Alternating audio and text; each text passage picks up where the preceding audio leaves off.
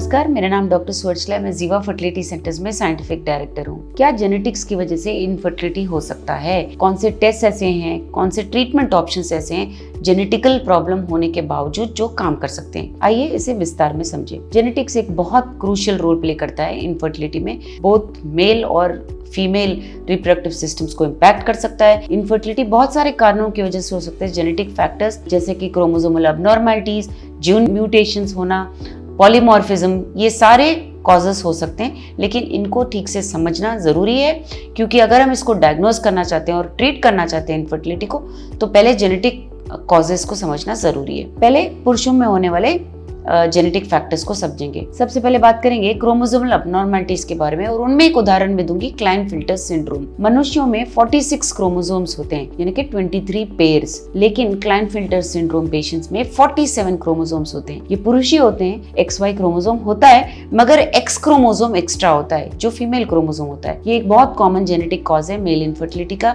इन पुरुषों में small testis, लो testosterone levels और अजोस्पर्मिया यानी स्पर्म्स का ना होना देखा जाता है। वाई क्रोमोसोम माइक्रोडिलीशन एक और जेनेटिक प्रॉब्लम होता है, जिसमें AZF नामक अजोस्पर्मिक फैक्टर नामक एक छोटा सा भाग होता है वाई क्रोमोसोम पे, जिस पे डिलीशंस होते हैं, यानी कि छोटे से भाग गायब हो जाते हैं या डिलीट हो जाते हैं। इसकी वजह से सिवियर ओलिगोजोस्पर्मिया यानी कि काउंट बहुत कम हो जाना हो सकता है, या अजोस्पर्मिया भी हो सकता है। ये AZFC रीजन जो है, ये बहुत कॉमनली अफेक्टेड रीजन है, जिसकी वजह से मेल इनफर्टिलिटी हो सकता है।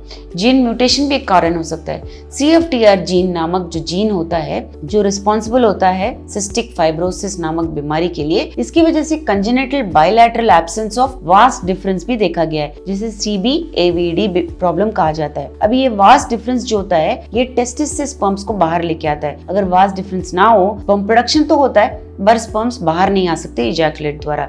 इसे ऑब्स्ट्रक्टिव अजोस्पर्मिया कहा जाता है। स्पर्म्स हैं मगर वो इजैकुलेट में नहीं आ पा रहे। अगला होता है AR जीन म्यूटेशंस। ये म्यूटेशंस एंड्रोजन रिसेप्टर जीन पे होते हैं, जिसकी वजह से एंड्रोजन इनसेंसिटिविटी सिंड्रोम हो सकता है, जो मेल सेक्सुअल डेवलपमेंट और फर्टिलिटी पे असर दिखा सकता है। पॉलीमॉर्फिज्म भी एक प्रॉब्लम हो सकता है। सिंगल न्यूक्लियोटाइड पॉलीमॉर्फिज्म जो कई जीन्स में हो सकता है, इसकी वजह से स्पर्म क्वालिटी और रिप्रोडक्टिव पोटेंशियल पे असर पड़ सकता है। जैसे कि उदाहरण के लिए, अगर FSH रिसेप्टर जीन पे पॉलीमॉर्फिज्म हुआ है, तो स्पर्म प्रोडक्शन इफेक्ट हो सकता है। महिलाओं में भी जेनेटिक फैक्टर्स होते हैं, जिसकी वजह से इनफर्टिलिटी हो सकता है। उनमें भी क्रोमोसोमल अबनॉर्मैलिटीज होते हैं। उदाहरण के तौर पर टर्नर सिंड्रोम। इन महिलाओं में 45 क्रोमोसोम्स होते हैं। इसका मतलब एक क्रोमोसोम कम है।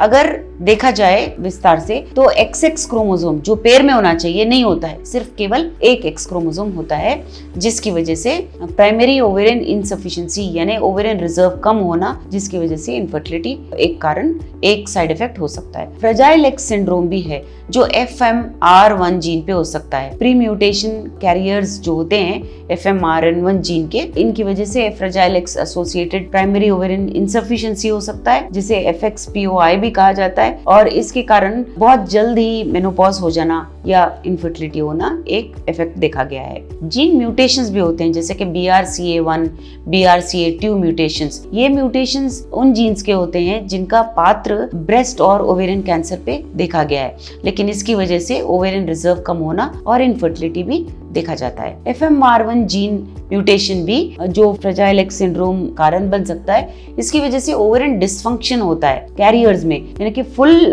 मैनिफेस्टेशन नहीं होता है, मगर अगर ये कैरियर्स हैं तो इनमें ओवरी ठीक से नहीं काम करने की वजह से भी इनफर्टिलिटी हो सकता है। पॉलीमॉर्फिज्म भी एक प्रॉब्लम है। जैसे मैंने कहा, पुरुषों में जैसे FSH रिसेप्टर या LH रिसेप्टर जीन अगर म्यूटेटेड हो, तो ओवेरियन फंक्शन ठीक से ना होना और उसकी वजह से फर्टिलिटी प्रॉब्लम होना देखा गया है। कॉम्प्लेक्स प्रॉब्लम्स भी हैं थोड़े, जैसे कि पॉलीसिस्टिक ओवेरियन सिंड्रोम बहुत स्ट्रॉन्ग जेनेटिक कंपोनेंट रखता है, क्योंकि कुछ ऐसे जीन्स इन्वॉल्व होते हैं जो इंसुलिन रेजिस्टेंस के लिए, एंड्रोजन बायोसिंथेसिस और इन्फ्लेमेटरी पाथवेज के लिए रिस्पॉन्सिबल होते हैं, स्पेशली PCOS में। तो इन जीन्स में अगर कोई भी म्यूटेशन हो, तो PCOS भी एक प्रॉब्लम हो सकता है। एंडोमेट्रियोसिस भी एक हेरिडिटी कंपोनेंट रखता है, जहाँ पे कुछ जेनेटिक वेरिएंट्स होते हैं जिनकी वजह से ये रिस्क बढ़ता है। ये इम्यून रिस्पॉन्स के लिए रिस्पॉन्सिबल होते हैं ये जीन्स। इन्फ्लेमेशन, ईस्ट्रोजन मेटाबॉलिज्म, ये सारे जो हैं एंडोमेट्रियोसिस का कारण बन सकते हैं अगर इन जीन्स में कोई भी म्यूटेशन हो। तो क्या कोई डायग्नोस्टिक और ट्रीटमेंट ऑप्शंस हैं, कोई ऐसे अप्रोचेस हैं जिनसे हम इसका सुधार कर सकते हैं? सबसे पहले तो जेनेटिक टेस्टिंग के बारे में बात करेंगे। उनमें कैरियोटाइपिंग बहुत कॉमनली कराया जाने वाला टेस्टिंग है। इसमें क्रोमोसोमल अबनॉर्मलिटीज पुरुषों में महिलाओं में है क्या देखे जाते हैं। जैसे मैंने कहा 46 क्रोमोसोम होने चाहिए, ये सारे हैं कि नहीं देखे जाते हैं। पुरुषों में एक और अच्छा टेस्ट है जिसे वाई क्रोमोसोम माइक्रो डिलीशन कहा जाता है। मैंने आपको वाई क्रोमोसोम डिलीशन के बारे में बताया। तो ये क्रोमोसोम में कोई भी भाग डिलीशन रखता है क्या देखा जाता है, ये देखने के लिए कि ओलिगोजूस्पर्मिया या अजूस्पर्मिया का कारण कहीं जेनेटिक फैक्टर तो नहीं है। और अगर ये अनुमान है CBAVD, जिसे मैंने कहा वास्ट डिफरेंस का ना होना, ये अनुमान है, ऑब्स्ट्रक्टिव अजूस्पर्मिया का अनुमान है, तो CFTR म्यूटेशन एनालिसिस भी किया जाता है पुरुषों में। जेनेटिक काउंसलिंग एक बहुत इंपॉर्टेंट रोल प्ले करता है, जहाँ पे जेनेटिक डिसऑर्डर्स अगर हैं और रिकरेंट प्रेगनेंसी लॉसेस हो रहे हैं उसकी वजह से, तो इसकी वजह से हम इसे कैसे सुधार सकते हैं देख सकते हैं। ट्रीटमेंट ऑप्शंस में सबसे पहले तो हम प्री इम्प्लांटेशन जेनेटिक टेस्टिंग के बारे में बात करेंगे, जिनमें यह निर्धारित किया जाता है कि जेनेटिक प्रॉब्लम है तो उनमें PGT किया जा सकता है। ये असिस्टेड रिप्रोडक्टिव टेक्नोलॉजीज में एक भाग आता है, जिसमें IVF ICSI द्वारा, IVF नहीं बट ICSI द्वारा, इंट्रासाइटोप्लाज्मिक स्पर्म इंजेक्शन द्वारा एम्ब्रियोज को तैयार किया जाता है। एम्ब्रियोज में जेनेटिक एब्नॉर्मलिटीज हैं क्या देखे जाते हैं, और अगर नहीं है तो उन एम्ब्रियो को ही गर्भ में डाला जाता है इम्प्लांटेशन के लिए। अगर जेनेटिक प्रॉब्लम की वजह से लो स्पर्म काउंट या मोटिलिटी या मॉर्फोलॉजी अच्छा नहीं है